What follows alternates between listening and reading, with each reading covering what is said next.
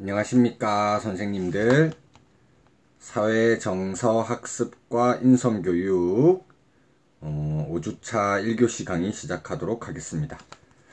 원래 월요일날 그 강의를 제가 탑재해 드렸어야 되는데 공지사항에서 안내 드린 것처럼 그 근무하는 학교 수학여행 학생들 인솔지도 관계로 이렇게 수요일날에 좀 늦게 탑재를 해드리게 되어서 죄송하다는 말씀을 먼저 드리겠습니다.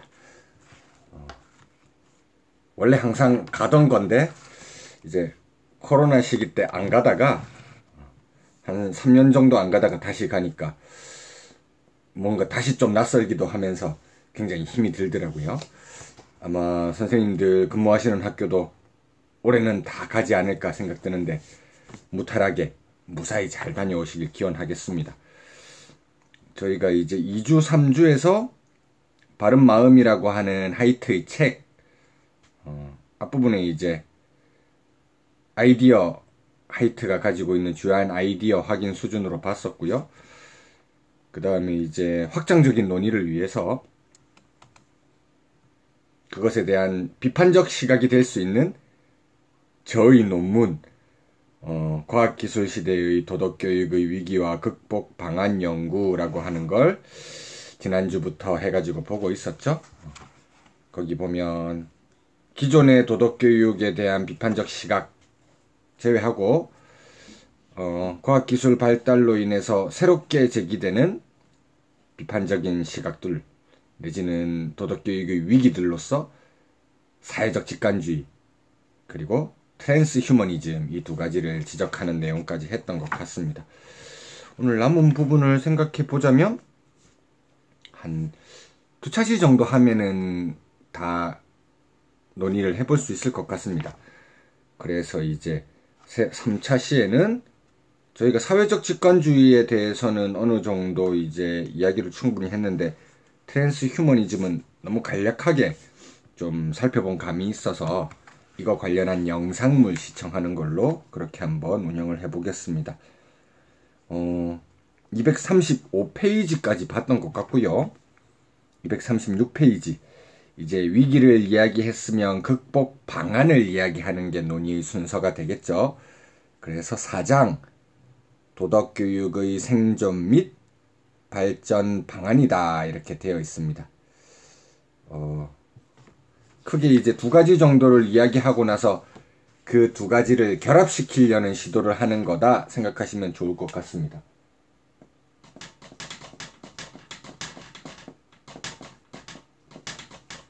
첫 번째로 조금 중요하게 제가 강조하고 싶었던 것이 의사소통 능력입니다. 1절 바로 보도록 하시죠. 의사소통 능력. 과학기술의 발전으로 인해 다가온 현실의 위협을 극복하기 위해 과학기술의 본질에 대한 이해가 변화되어야 할 것 같습니다. 자연에 대한 인간의 지배라는 과학적 사고방식은 그 과도한 발전으로 말미암아 인간 역시 관찰과 조작이 가능한 대상으로 환원시켜버리는 잘못을 저지르고 있습니다. 관찰 이렇게 하면 사회적 직관주의에서 내가 어떻게 작동하는지 관찰하는 것이고 조작이라고 하면 트랜스 휴머니즘에서 유전자 치료술이라든지 약물 같은 걸 통해서 조작하는 거 떠올려 보시면 될 것 같습니다. 이러한 위기 상황을 극복하기 위해 우리에게 필요한 자세는 인간 역시 자연의 일부라는 것을 인정하고 자연 속에서 함께 살아가는 존재로서 인간과 인간 사이의 상호작용을 고려하는 것인 것 같습니다. 다음 단락으로 넘어가세요. 현대적 과학기술이 초래한 문제를 극복하기 위한 움직임을 우리는 아펠의 담론윤리학에서 찾을 수 있을 것 같습니다.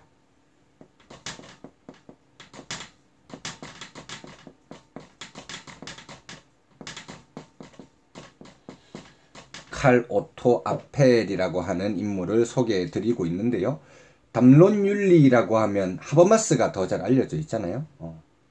거의 동학이라고 할 수 있습니다. 하버마스가 이제 대학에 막 들어왔을 당시 아펠은 대학원생 그 정도 나이 차이고 공부하는 것에 대한 관심사도 같았고 담론윤리에 대한 체계적인 이론적 틀을 만든 그런 사람 하버마스와 함께 국내에 그렇게 많이 알려져 있진 않지만 굉장히 대표자이다 생각해 주시면 좋을 것 같습니다.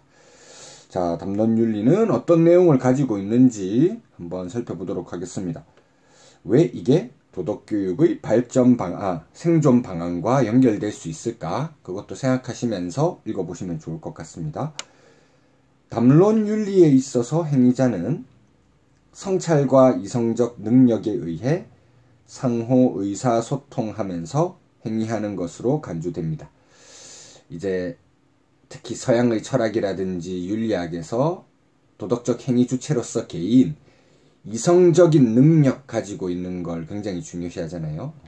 개인 차원, 1인 차원에서 그걸 강조한다면 확장해서 이성을 가지고 있는 도덕적 주체들 사이의 의사소통, 이것이 강조되는 것이 담론윤리의 특징이라고 말할 수 있을 것 같습니다.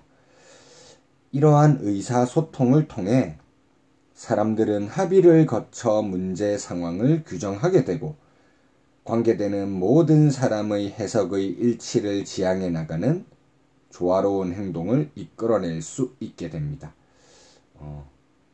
완전히 100% 일치한다 이것보다는 원만한 합의점에 도달하기 위해서 노력한다.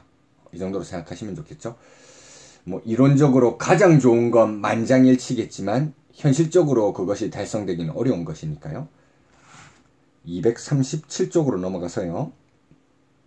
앞의 장에서 살펴본 사회적 직관주의나 트랜스휴머니즘은 의사소통의 문제를 중요시하지 않았다는 결함을 가지는 것 같습니다.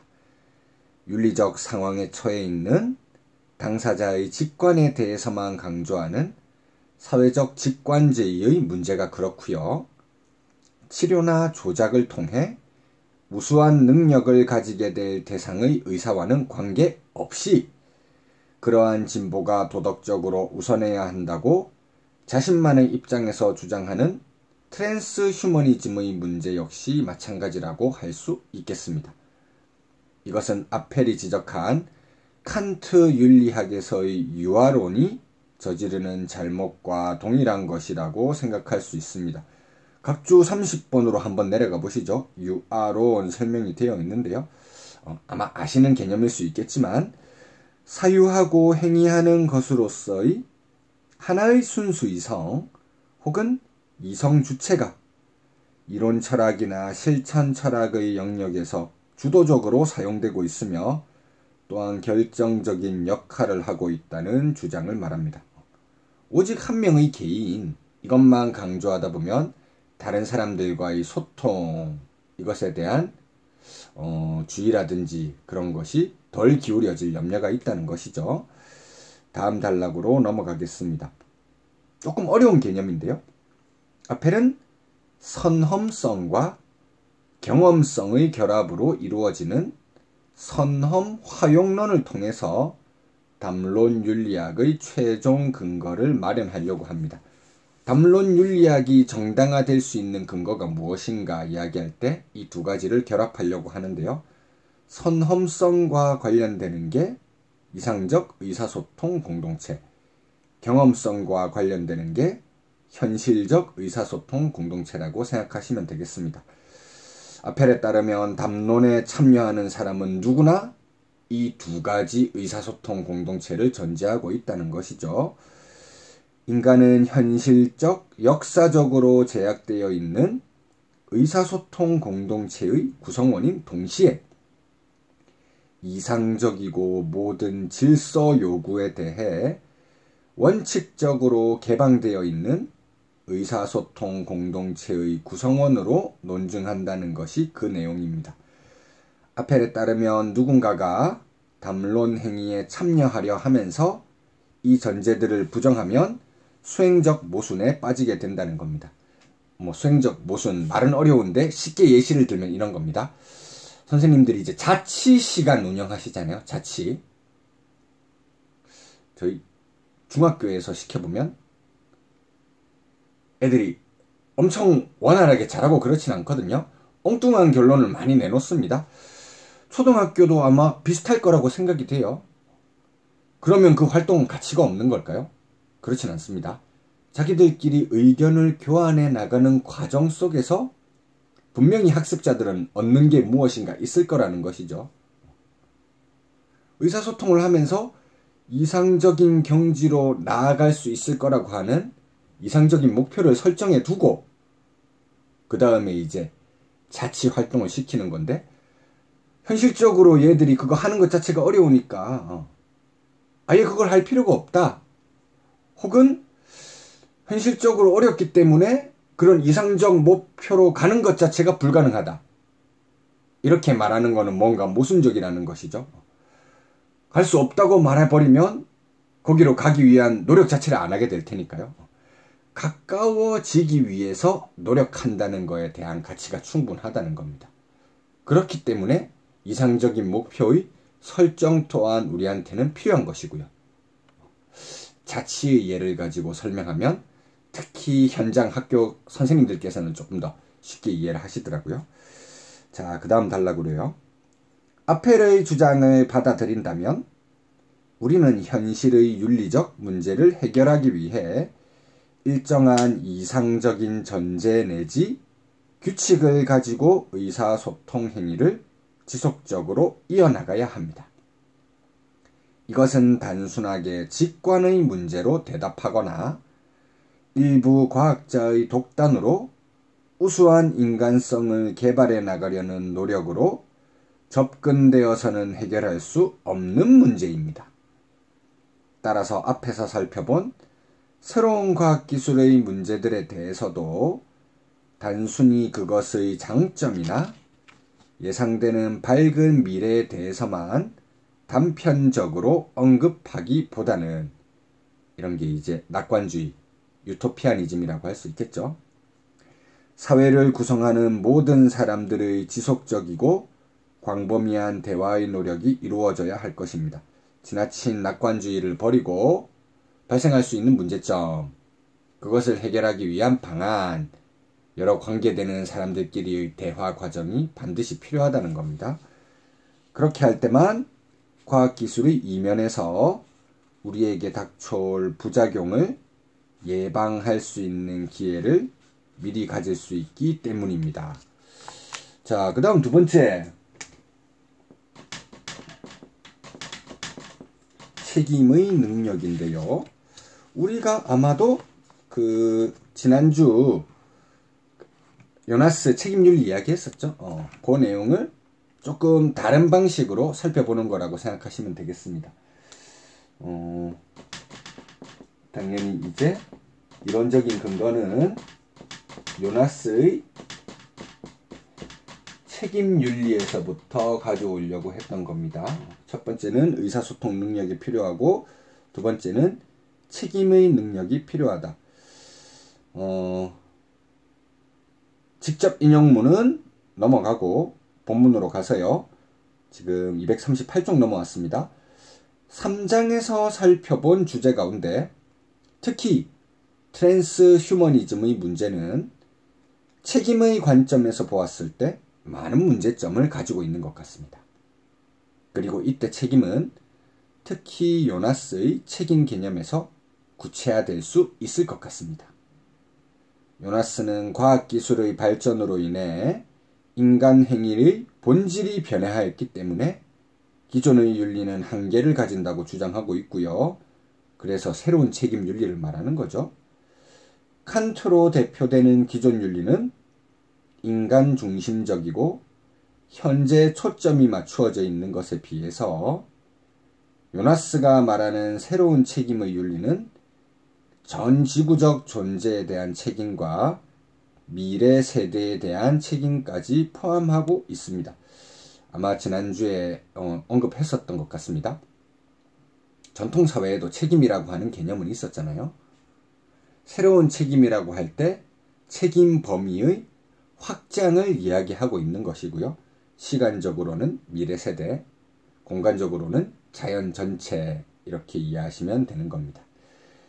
책임에 대한 이런 새로운 범위 설정으로 인해 요나스가 말하는 책임은 사적 책임의 범위를 넘어서 공적 행동에 대한 책임까지 적용되는 성격을 가집니다. 중요한 내용이 나오는데요. 그리고 이때 책임의 개념은 예상적 책임까지를 포괄하는 특징을 가집니다. 과학기술 사회에서 특히 우리가 중요시 생각해야 되는 책임이라는 게 예상적 책임이라는 거죠.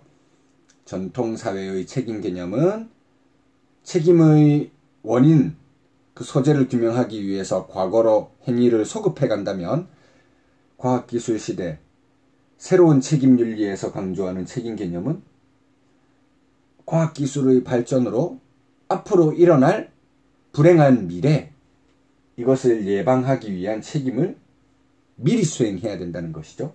그런 측면에서 예상적 책임 혹은 예방적 책임 혹은 예견적 책임 이렇게 표현하기도 합니다. 자, 239쪽으로 넘어와서요. 트랜스휴머니즘의 문제는 기본적으로 예상적 책임의 문제와 깊은 관련을 가질 수 있습니다. 우리는 자기 행위의 직접적 결과뿐만이 아니라 장기적으로 예상되는 문제점들에 대해서도 책임을 져야 합니다. 지난주에 아마 과학기술 발전해 나가는 과정이 역학에서부터 시작해서 가장 마지막 생명공학 2단계까지 전개하는 걸 말씀드렸는데요. 여기 보면 생물학적 기술이 크게 문제가 되는 거죠. 트랜스휴머니즘이 그 대표적인 사례라고 말할 수 있을 것 같고요. 생물학적 기술을 공학기술 등의 다른 기술과 비교해보면 차이점이 명확하게 드러날 것 같습니다. 지난주에도 일부 언급했었던 내용이죠. 일반적으로 실험은 시행착오의 과정을 거쳐 진행될 수밖에 없습니다. 잘못된 조작을 통해 새로운 사실을 배우고 재료를 원래 상태로 복원하는 것은 공학기술에서는 가능한 일이지만, 이때 공학이라고 하면 생명이 없는 물질, 이것을 대상으로 하는 공학을 말하는 것이겠죠. 생물학적 기술, 특히 인간 생물학적 기술에서는 이것이 제한됩니다. 기계적 과정과 유기체적 과정을 구별시키는 이러한 차이점을 요나스는 불가역성, 거꾸로 되돌릴 수 없는 성질이죠. 그 속성으로 언급하고 있습니다. 생물학적 행위는 매 단계마다 확정적인 것이기 때문에 그 결과가 가시화되었을 때 수정하는 것은 이미 늦은 행위이기 때문입니다. 자, 다음 단락으로 넘어가세요. 그리고 트랜스휴머니즘과 같이 인간성의 향상을 주장하는 논의는 요나스 입장에서 볼 때 종의 다양성을 훼손하는 것이기도 합니다. 우수한 형질 가진 그런 존재로 천편일률적으로 만들려고 하는 시도가 될 수 있다는 거죠. 정말 바람직하지 않다는 겁니다.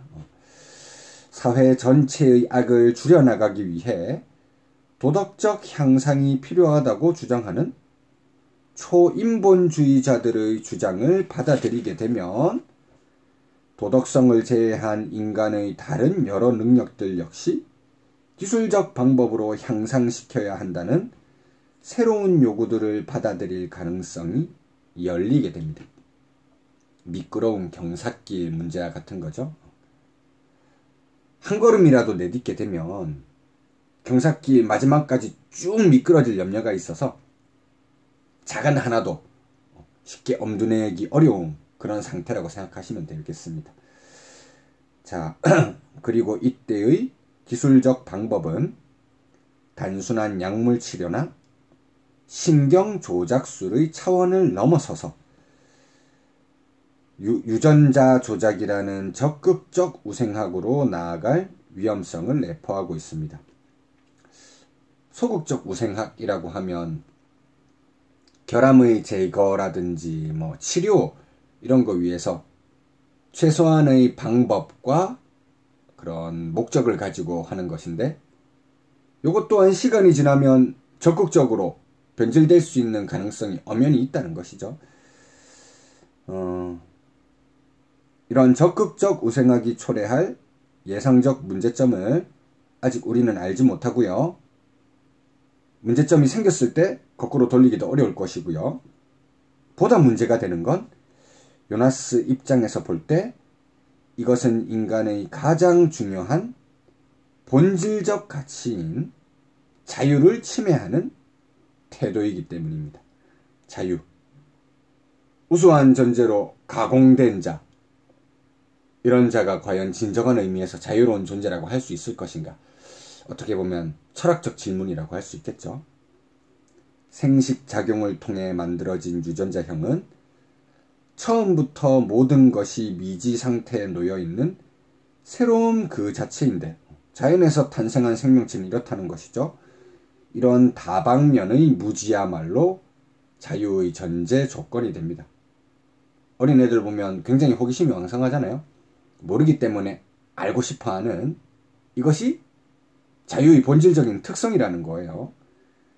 유전자 조작을 통해 모든 면에서 우월하게 태어난 새로운 인간 존재는 이러한 자유를 근본적으로 박탈당할 수밖에 없을 것 같습니다.